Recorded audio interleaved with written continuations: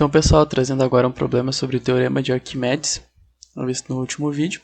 Então, aqui a gente vai ter um recipiente que contém água, o qual se encontra em equilíbrio sobre uma balança, como indica a figura 1. Aqui. Uma pessoa põe uma de suas mãos dentro do recipiente, afundando-a inteiramente até o início do punho, como ilustra a figura 2. Aqui. Com a mão mantida em repouso e após restabelecido o equilíbrio hidrostático, verifica-se que a medida da balança sofreu um acréscimo de 4,5 Newton. Acréscimo de 4,5 newtons em relação à medida anterior. Sabendo que a densidade da água é 1 grama por centímetro cúbico, calcule o volume da mão em centímetro cúbico. E aqui ele dá o valor de G para a gente usar. Então a parte interessante desse problema é justamente a gente discutir essa interpretação, né, essa leitura do problema.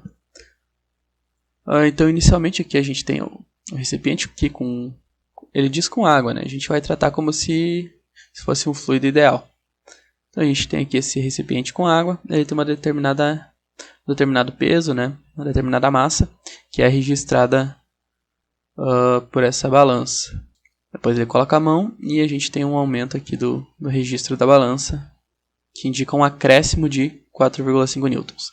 Então aqui antes a gente tinha um certo peso P1, a gente passa a ter um peso P2, e a nossa variação de peso é 4,5 newtons.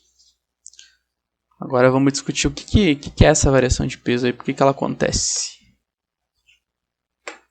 Então na outra aula a gente tinha visto que quando a gente insere alguma coisa dentro da água, esse corpo, essa coisa, né, ela tem um peso próprio. Isso aqui é o peso da mão, tá? E nesse caso, a gente sabe que a mão vai afundar na água, né? Mas ele não está soltando a mão, ele está só colocando dentro e mantendo ela ali. Ou seja, a gente tem um equilíbrio da mão dentro da água. Então ela não está afundando nem está boiando, ela está em equilíbrio ali, paradinha no meio. Não porque ela tem a mesma densidade da água, mas porque a pessoa está sustentando ela ali, né? Então, ao mesmo tempo que a gente tem um peso da mão, né? Se a gente fosse retratar em equilíbrio, a gente teria o empuxo que o fluido exerce na mão, né? E a gente teria a força que a pessoa está fazendo. Mas como a gente não está analisando a partir dessa perspectiva, né? A gente pode considerar simplesmente o empuxo exercido pelo fluido, né? Então é o seguinte, a gente tem aqui o peso de todo esse volume aqui de água, a gente insere a mão, então aqui ela está ocupando um determinado volume, e ela está, conforme o registro da balança, ela tem o mesmo peso como se fosse água que tivesse preenchido aqui. Então a gente pode considerar que essa mão, na verdade, ela vai ter a mesma influência de que se fosse água, justamente pela pessoa estar sustentando ela. Para ela ter mantido em equilíbrio, para ela não estar afundada e nem boiando, a gente pode garantir que o peso registrado pela balança é como se fosse água. Esse peso aparente, né, registrado pela balança é como se fosse água. E para estar em equilíbrio, esse peso aparente não é o peso total da mão, tá? É o peso da mão menos o quanto a pessoa está sustentando ela ali, né?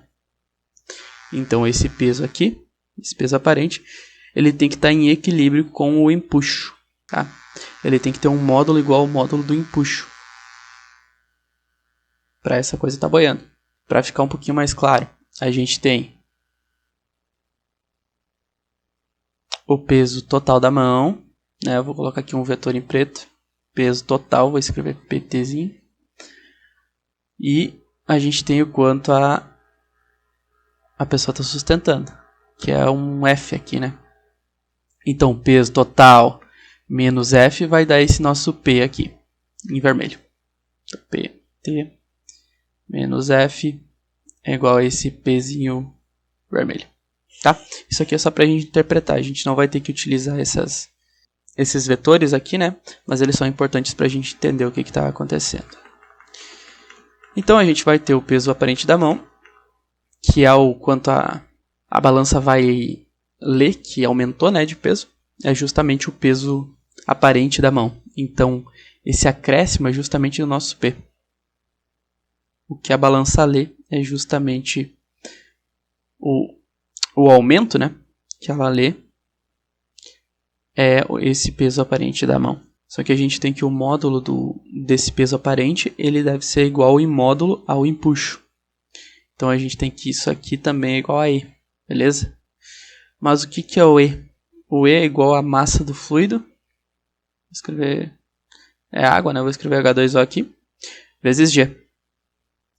Mas a massa do fluido a gente não tem. Entretanto, se a gente lembrar a definição de densidade, é massa por volume.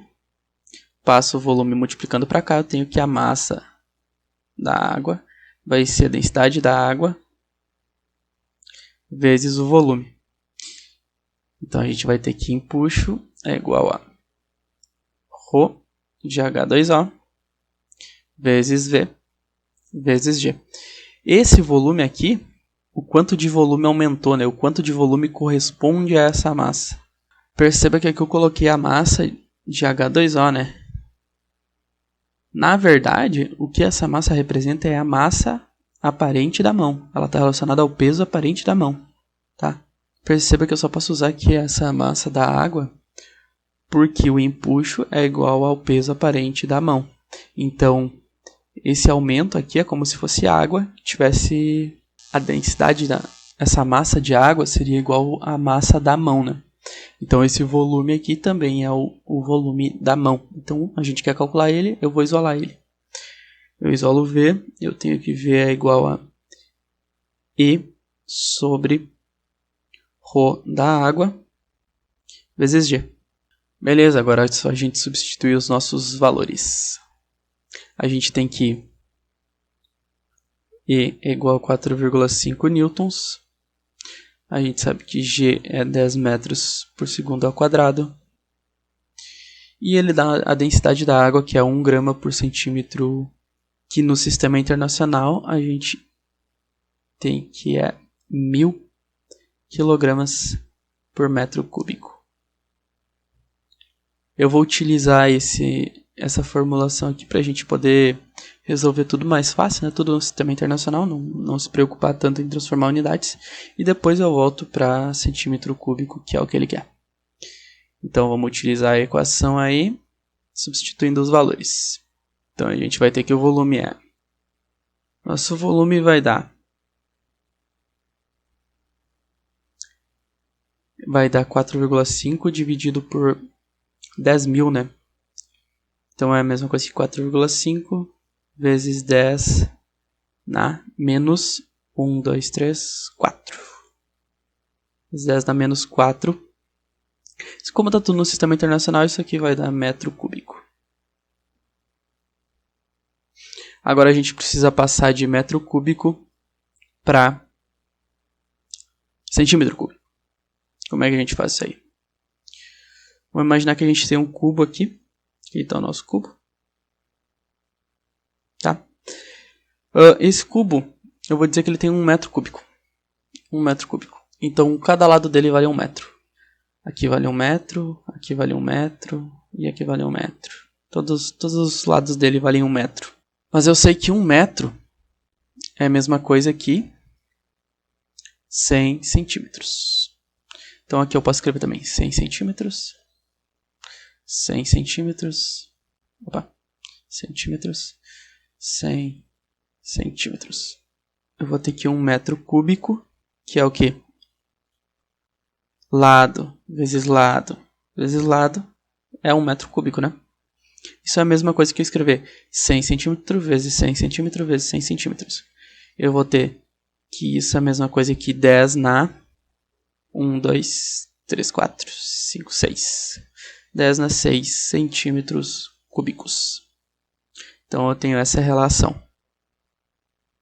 Agora eu vou transformar esses 4,5 ali. Se eu sei que 1 metro cúbico é igual a 10 na 6 centímetros cúbicos, eu sei que 4,5 vezes 10 na menos 4 metro cúbico vai ser V. Multiplica cruzado, né? 10 na 6 vezes 10 na menos 4 vai ficar 10 na 2. Então o volume é igual a 4,5 vezes 10 na 2 centímetros cúbicos. Isso que divide por 1 metro, né? Depois passa dividindo 1 metro cúbico e a gente sobra só o centímetro cúbico. Então a gente ficou isso aí. Essa é a resposta. O volume é 4,5 vezes 10 na 2 centímetros cúbicos ou 450 centímetros. E esse então é o volume da mão da pessoa.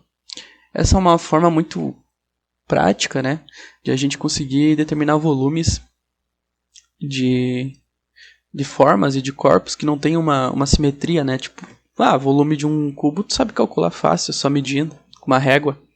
Volume de de uma esfera também é razoavelmente fácil. Um pouco mais difícil, mas ainda é fácil. O volume de uma pirâmide é fácil. Agora, tu pega um corpo assim que não seja regular, né? Ele é bem mais difícil. E esse aqui é um método empírico, um método experimental, da gente conseguir determinar, né, com uma certa precisão, a massa de o volume, né, de um corpo com uma forma arbitrária, uma forma aleatória, né? Então a gente só precisa de uma balança e de um recipiente aí com um fluido que possa ser considerado ideal e com uma densidade conhecida. Então por essa aula é isso aí, eu só queria deixar aqui para a gente relembrar, né, que a gente utilizou o conceito o teorema de Arquimedes, que diz que um corpo imerso em fluido ideal em repouso recebe dele uma força vertical de baixo para cima de módulo igual ao módulo do peso da quantidade de fluido deslocado pelo corpo. Então é isso aí, pessoal. Para essa aula era isso.